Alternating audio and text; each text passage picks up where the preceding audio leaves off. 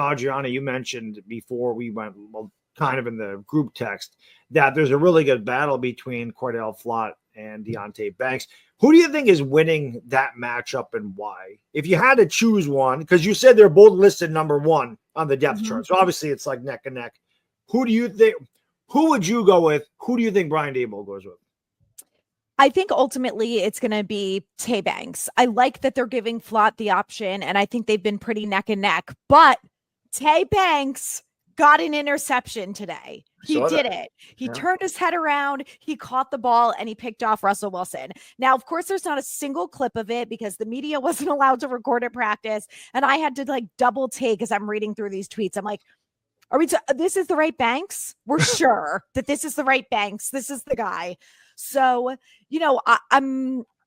I felt like Banks was going to win it ultimately, but I do appreciate that they're making it a competition. I think it's really good for Cordell Flott too, to say like, hey, you're going to have the option here to try and beat out Banks for CB2. Let's see what you can do. And look, sometimes we all just need a little extra motivation to work a little harder, try a little more, and, be a little more competitive.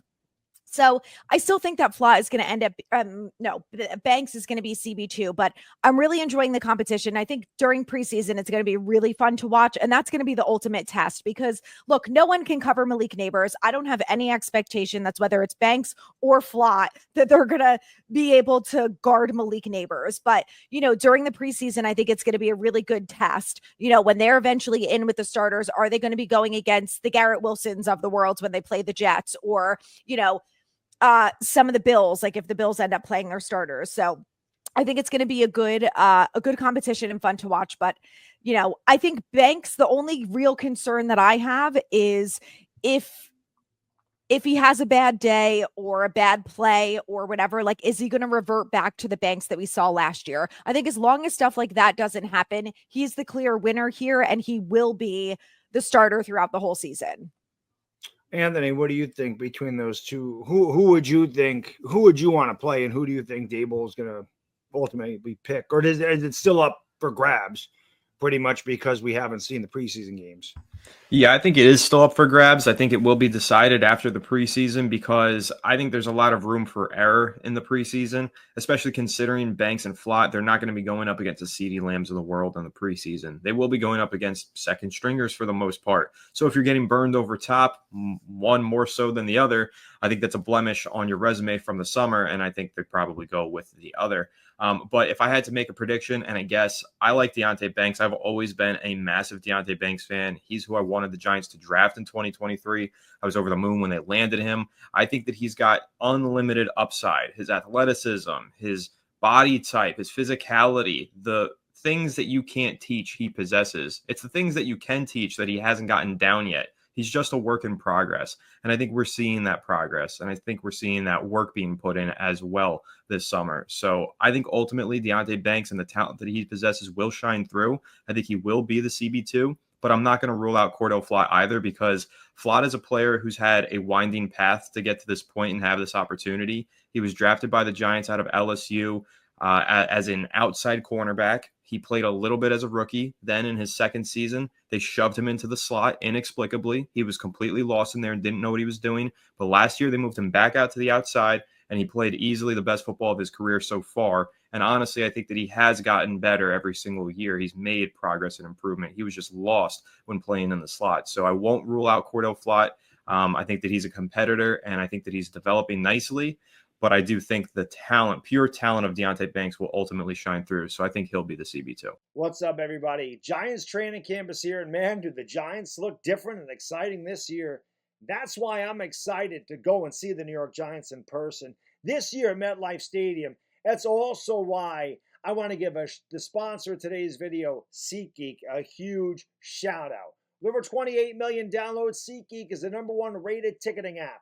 There's more than 70,000 events listed on SeatGeek, including concerts, sports, festivals, and more. The NFL is right around the corner, and MLB is in full swing. I love using SeatGeek. I'm thinking about going to that Giants-Chargers game at the end of September. I'm going to go with a couple of buddies. I'm going to go on the SeatGeek app. I'm going to look for 3 tickets. I'm going to click those 3 tickets, and I'm going to sit there. I'm going to scroll around and see which seats I think are best for me, or which seats are the best out there. and I'm going to pick the ones I want. It's very easy to use. SeatGeek has your back, and each ticket is rated on a scale of 1 to 10, so you know if you're getting a good deal. Look for the green dots. Green means good, red means bad. Plus, every ticket is backed by their buyer guarantee. And know that Giants Collective came through for you guys. You can use the code Giants Collective for $20 off of tickets at SeatGeek.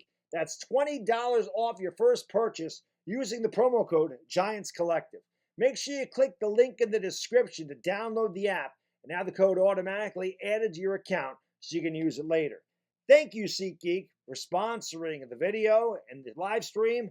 And let's go Giants. Yeah, Cordell Flott could be like a sleeper pick. Not a lot was thought of him when they took him in the third round. I mean, I never heard of him, so I didn't know much about him. I remember thinking my title for that was "What the Blood Flott." Like, who is that guy? But it's always nice to see these guys improve. That's what you want to see, is them get better year in and year out. Chris, if you were looking at that competition, who do you think has the edge, and where do you think Brian Daboll is leaning? If he's leaning, I mean, like Anthony said, I don't think it's a closed book yet, but I think there's a clear favorite, and I think it's Tay Banks. I mean, obviously, I think the Giants want him to win the job. They drafted him in the first round. We all, I think, agree that he has a ton of potential, which is why he went in the first round to begin with. We've seen glimpses. I thought he had a better rookie year than a sophomore year, and I think we've talked about at least why I think that is they put more on his plate in the second year, and he got exposed as a result of it. This year, he's got a little bit more help, a better pass rush. I think he'll look better because of it, and it does seem like he's coming to camp a lot more prepared. And hopefully, Cordell Flott, being some serious competition for him, is only going to raise his play, and that's what I hope as a Giants fan. But I've always liked Flott too, and I wouldn't be upset if Flott ends up getting an opportunity at some point this year, and I wouldn't be surprised if he did, if Deonte Banks is struggling. But if Banks goes out there and stinks it up in the preseason, I'm not going to say it's impossible that Cordell Flott could take this job before the start of the year.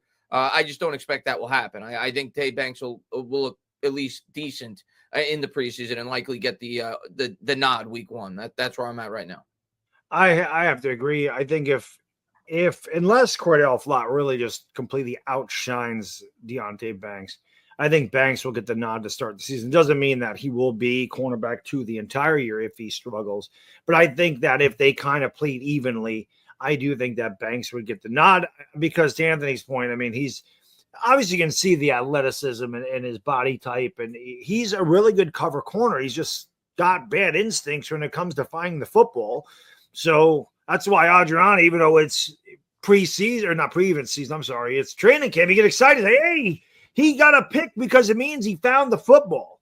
Because if he can ever learn to do that, he can be a really good cornerback. I mean, we saw last year he had good coverage on CeeDee Lamb and Terry McLaurin and you know, Amari Cooper. You're right. You know, he always had good coverage, but he's looking at the receiver and he's playing the receiver, and the receivers see the ball, so they're just going to say thank you, take it right off the top of his head or whatever, make the adjustment in the air when, you know, Deonte Banks is playing the receiver. He's just got to locate the football. We don't need Deonte Banks to have 8 interceptions. That'd be nice, but you need some pass breakups. I mean, that's really what he's got to do. Is if he could just locate the football and learn that skill, I think he has a possibility to be a really good corner.